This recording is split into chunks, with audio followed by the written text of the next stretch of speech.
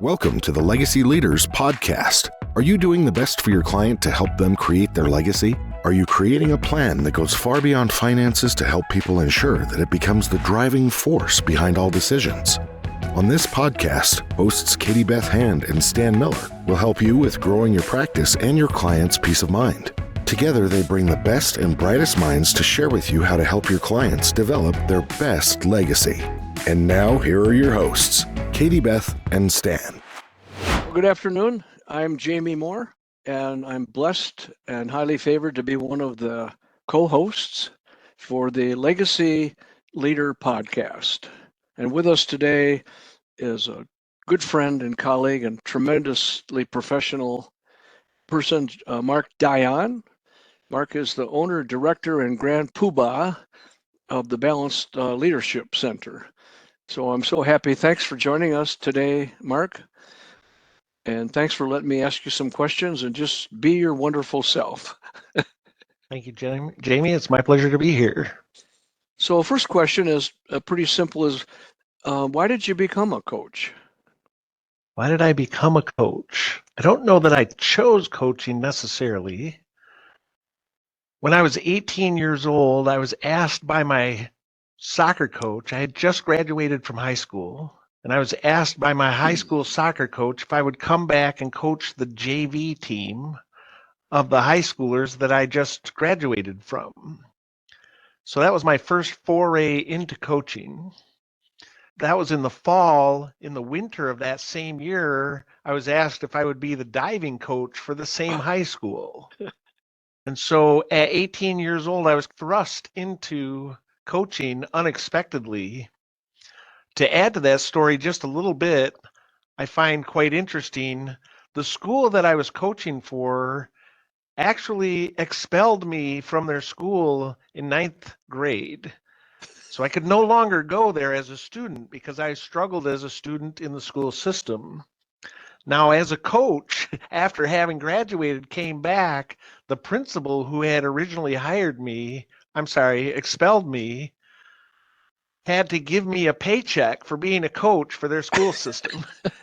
And he did it very proudly, and he was very happy for me that I had turned things around. Wow, that's awesome. Thanks And then for asking. I'm assuming that morphed or grew like Topsy into what you're doing today. Tell us about that. Yes, thank you for that. So, couple of paths into coaching. One, in athletics, I continue to coach athletics for a number of seasons, both in the high school and in the age group ranges. And I coached pretty much any sport that my children were involved with. So I've coached soccer, I've coached swimming and softball, a number of different athletic sports, not to include, of course, the diving that I mentioned, for a number of years. So I have hours and hours of coaching athletic teams. That style of leadership permeated my occupation, which I've spent 20 plus years in technology, managing computer systems. And as I grew as a leader in technology, I would have teams reporting to me and leaders reporting to me, in which I would use the coaching style with them. And that lent very well to my becoming a professional business coach 10 years ago and launching the Balanced Leadership Center 7 years ago. Wow, what a great story. I love that. The journey begins with one step. It does. So I know that you're just like 1/3 of the way through your 50 years of doing this or so, but what has it meant to you so far as you've ended up where you are? It's 10 years, that's a long time, but it's not your whole career. So obviously what does it mean to you at this point to be a business coach? Yeah, thank you for that, Jamie. What's interesting, I'll answer it more from the perspective of just being a coach. Having started coaching at 18 and having coached so many athletic teams and as so many business owners and leaders, it has just meant the world. At the cornerstone, it is my purpose to help individuals and teams improve their performance. And I've been doing it from a very young age, and I love it.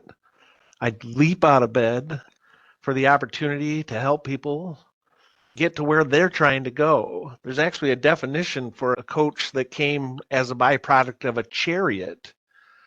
A chariot was a vessel that took people of value from where they are to where they want to be. And that sums up my coaching goals. And what value I get from being a coach is I take people of value from where they are to where they want to be. I come alongside them and help encourage them, motivate them, hold them accountable to the hard things they have to do to get to where they want to go. So it can never get old because we're all different. Yes, we're all different, and we all have different goals and different objectives. So if it's fair to ask you, in our practice, we have what we call an avatar client. Ideal is an odd word. It could go on all kinds, but avatar gives me that image of perfection, if you will.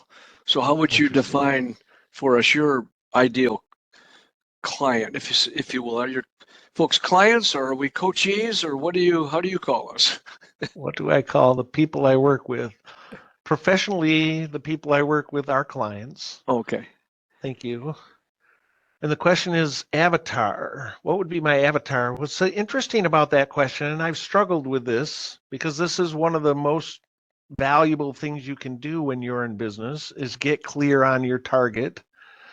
As I've had to explore what is my target as a business coach, it's very difficult because the games that I coach, two games.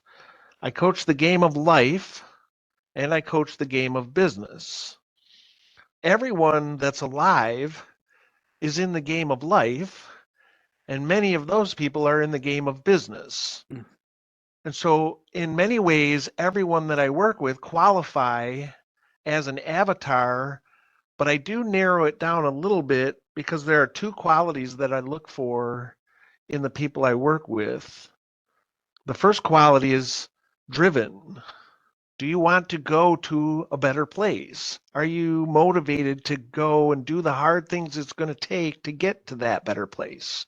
So I love driven people that have big goals and big objectives that they're trying to accomplish.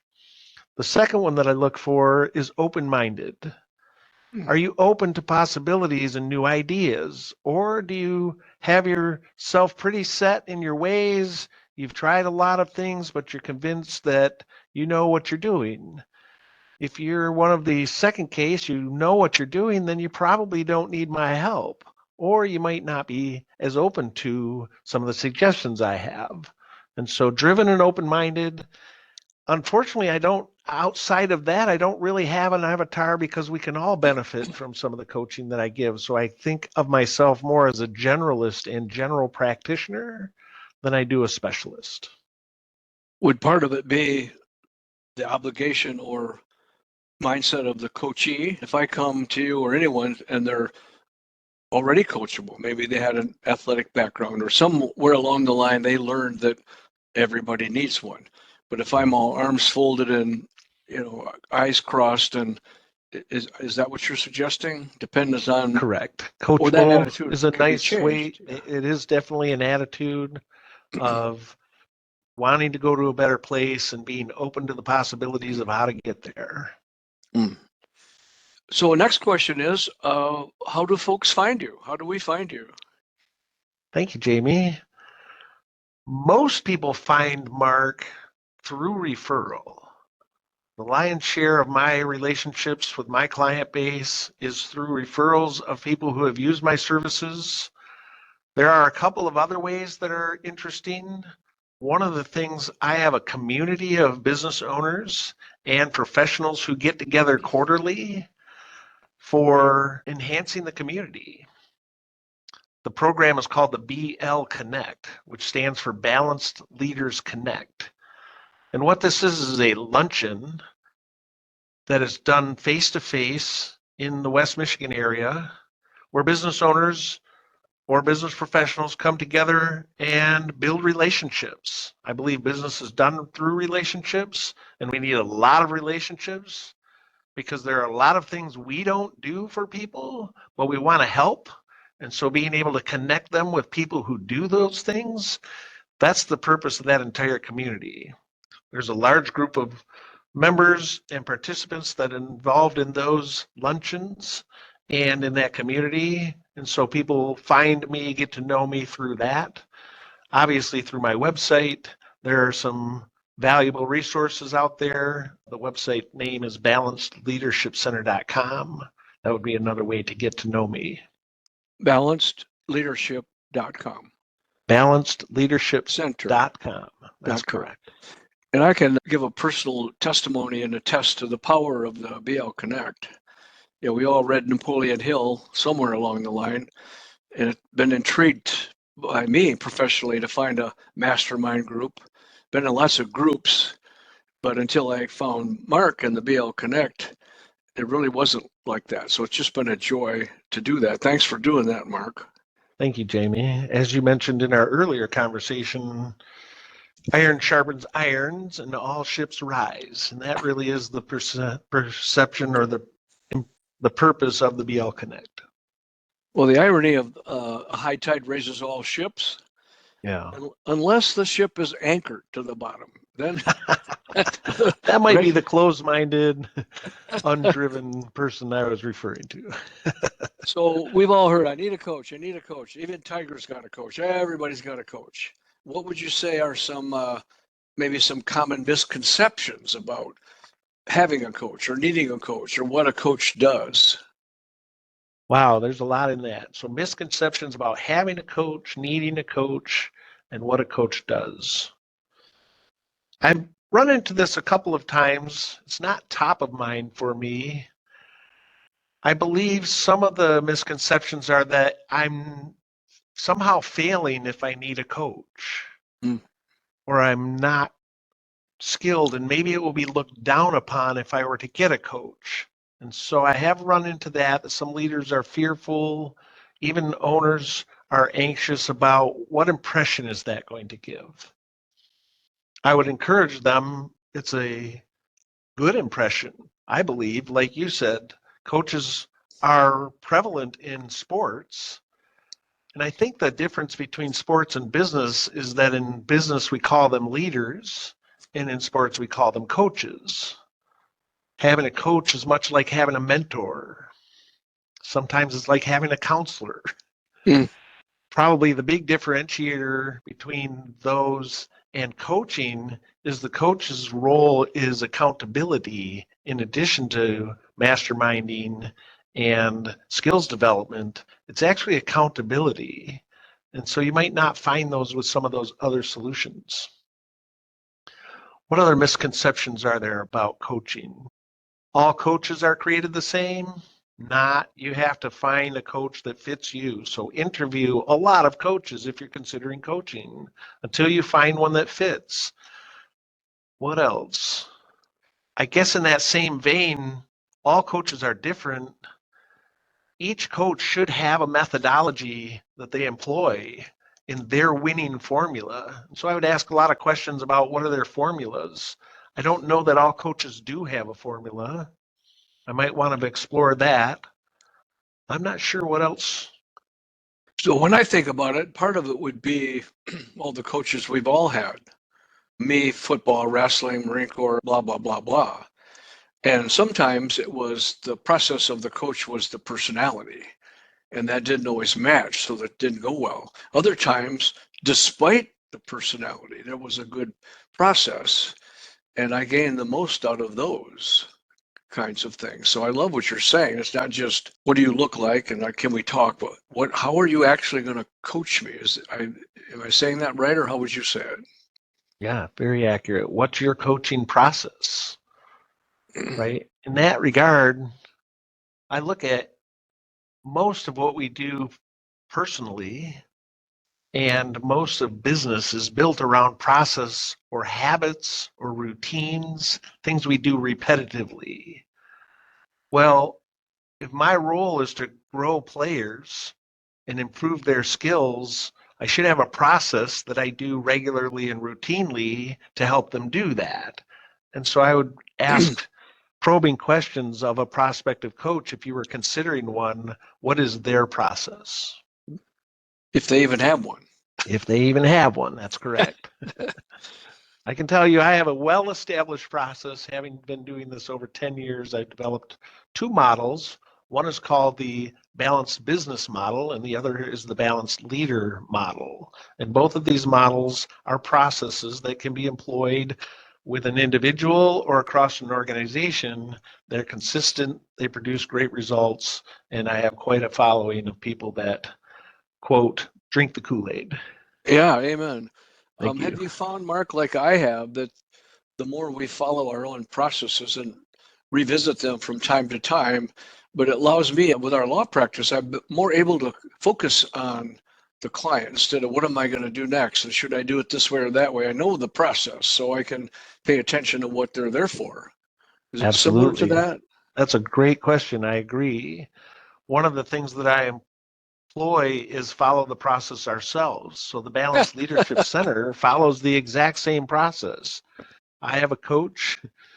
I coach others. We follow the same processes that our customers follow to the best of our abilities. I'm not exactly the same size company. There are a variety of size companies that I work with. And depending on your size, you might employ more or less of the process, but we do follow the same process. And you're right, it does free you. If you're trying to build a business while you're trying to drive the business or employ those processes, it can be challenging, but it is a never-ending process of development. Innovation is at the base of most businesses. It is ours too, and so we're constantly evolving our processes to try to make them better and work more effectively. A side observation from me as one of your coachees is it lets us think about what we're actually supposed to be doing here because we know Mark's going to guide this. He's got a process that works instead of us all just getting the whiteboard out and hacking away at it. That's not invaluable, but boy, with some guidance and process, to me, it was a more peaceful and productive relationship. Thank you so much for that, Jamie. I agree. One of my responsibilities is to have that process and know where we're going. It's a very trusting relationship to trust the confidentiality of the conversation, to trust the guidance of the thoughts that are going to be brought into the conversation. Are they quality? Is it thought leadership? Is it regurgitation of things we're already hearing? I like to think a lot of the things that I bring to the table in the balanced leader model and the balanced business model is original. That's the challenge and the joy. Thank you. Yes. If you can, fairly or unfairly, give me a quick story of what went really good and what went, oh my God, what a dumpster fire. What went really good and what was a dumpster fire?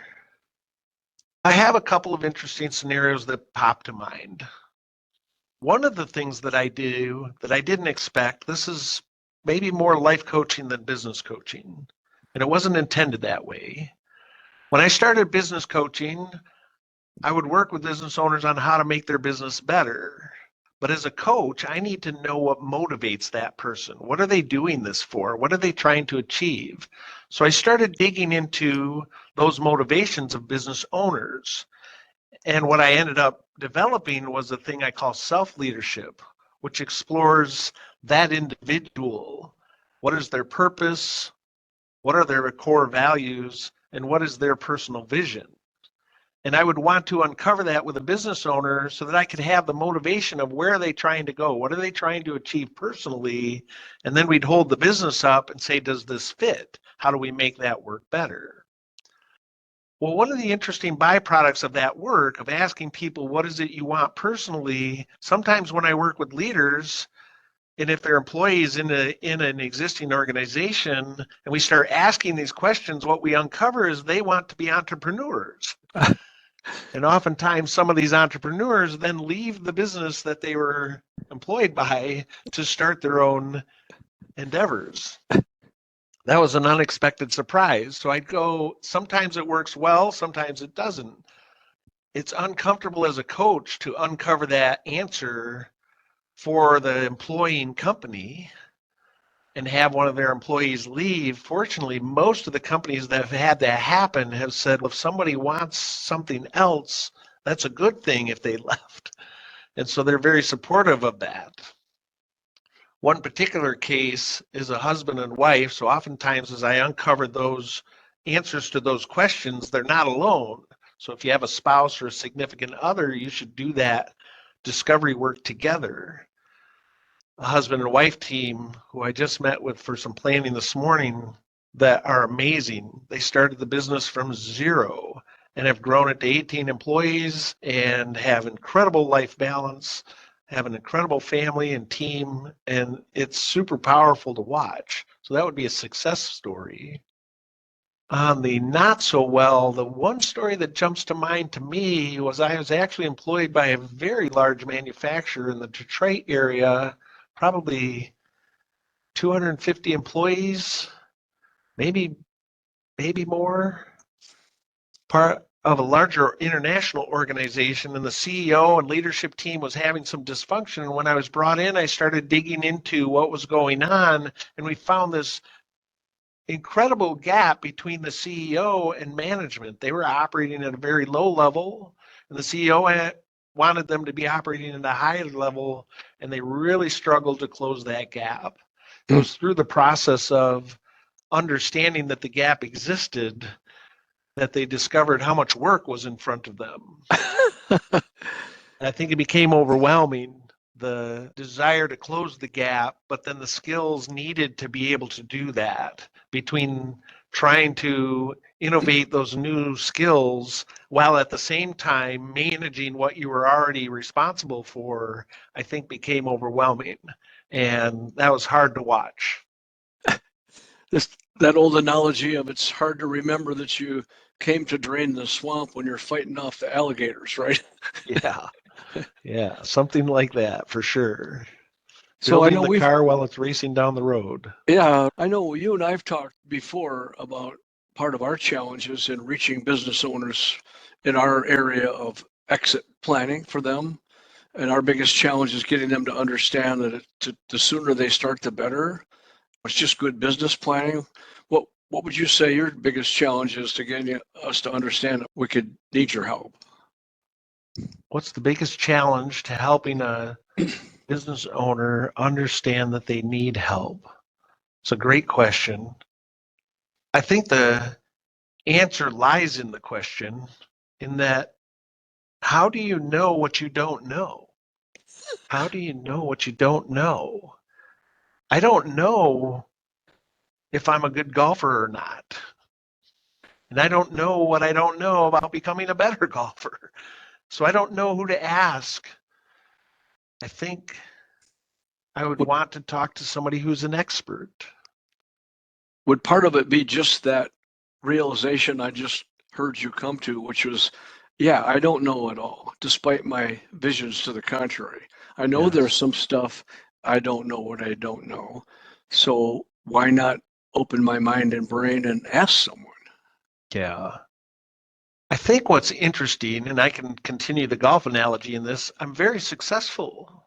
So why do I need help? I feel like I'm successful. I've solved most of the riddles.